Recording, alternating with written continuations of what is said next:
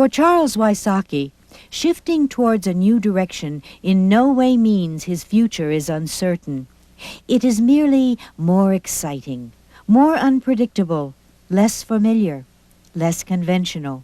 And he is not concerned about changing, growing, and expressing himself differently in his art, because his reputation and public demand allow him to set trends, establish protocols and taste, and then alter them, taking his audience with him wherever he ventures. Adding a more contemporary realism, the subjects he chooses will still be found among historic and beloved settings that have beckoned the artist and become synonymous with his name. His admirers are always anxious to know what is coming next, and they are ready for it, because their confidence and love for his vision of life are so completely trusting.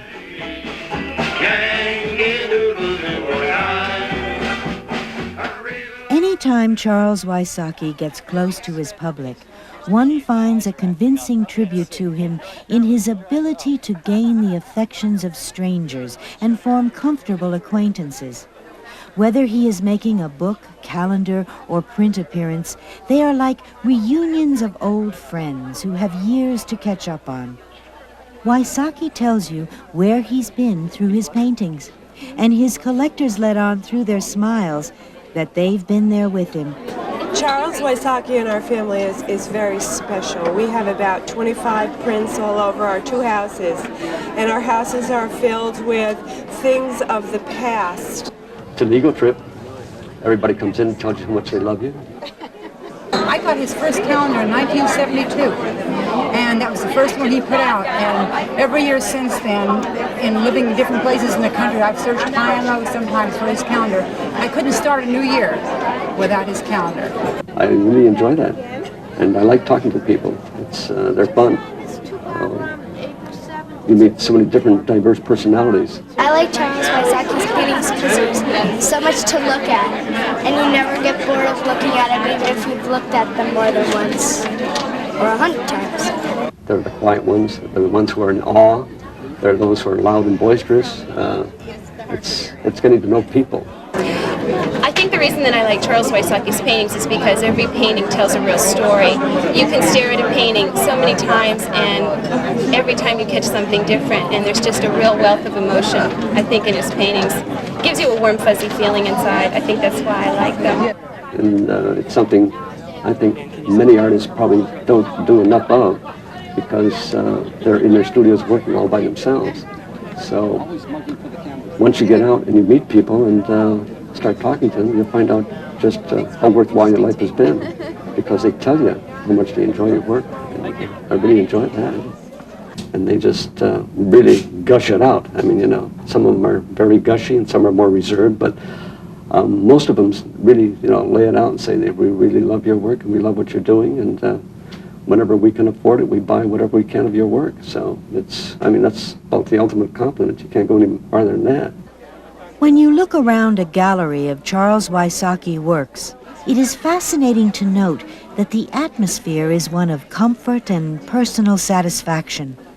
The viewers are so relaxed that there is a casual, almost homey behavior, as though their dream family room has just come alive with Wysocki art.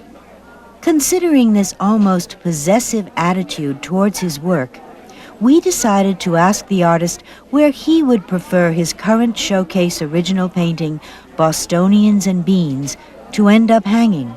A museum would be nice, but if it went to a person who wasn't going to sell it as for resale, somebody who really and genuinely loved the painting for what it was, wanted to keep it in the family, into a nice home where it would really be appreciated, then I think that's where I'd like to see it go. My husband just bought this for us to hang over our sofa in our little cottage near Cape Cod in Westport Point, Massachusetts. And this is reminiscent of that area that we so love. And I'm sure we'll get many, many years of enjoyment. And it's something we can hand down to him. Pick a theme, any theme. Romance, contentment, order, simplicity, humor, old-fashioned values. Or pick a title, Clamors at Hodges' Horn. tea by the sea. Daddy's coming home. The words alone evoke such strong emotions of pleasure, fantasy, and a longing for today's lifestyles to maintain these notions of yesteryear that the picture itself can easily be imagined, if not seen. It's like falling in love with the voice of a woman before ever meeting her.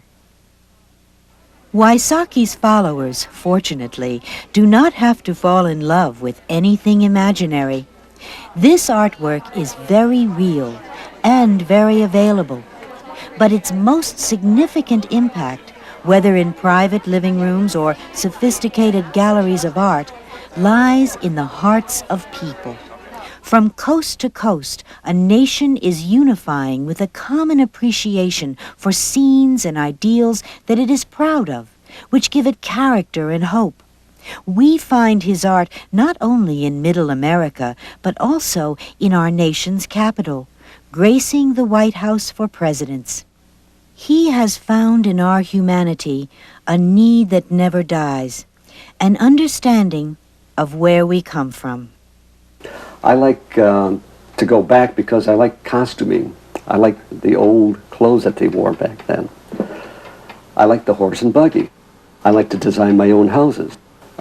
I can only do that by going back in history.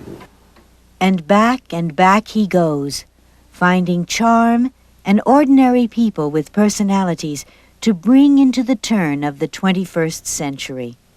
These people seem very uncomplicated, as we like to believe their lives were. And to carry on the mystique, listen to how simply Charles Wysocki describes his subjects, people he invented to live forever, in his final depiction of many stories on one canvas, a busy celebration in Beantown history. I put this little group in here because they are a rather sophisticated group. Little Bostonian finery here with the clothes they're wearing, the men with the top hats. And I thought a little conversation over bowls of beans would be kind of a humorous little item, so I put that in there for that purpose alone. I thought that was kind of a nice idea. And this fellow here in the sled, this portly gentleman, was obviously shoved into that sled to get him in there.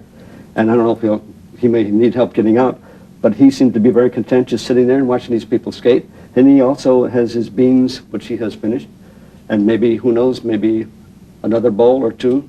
And this fellow up in here in the corner with the sign saying, "The end is near," I thought maybe a little solemn note in a happy painting was necessary, to offset all the happy little faces in here. But solemn is certainly not a word in Charles Wysocki's vocabulary of choice, nor can his artistic efforts ever be associated with nearing an end. They restore hope, they show respect, they feel appreciation, and they tickle fancies. And life, he believes, boils down to simple pleasures and easy choices. Wonderful feeling that you've done something that someday the world may like to see. There's nothing like it. It's wonderful to live in a free country like this, where you can do whatever you want. You can be negative or you can be positive. I chose to be positive.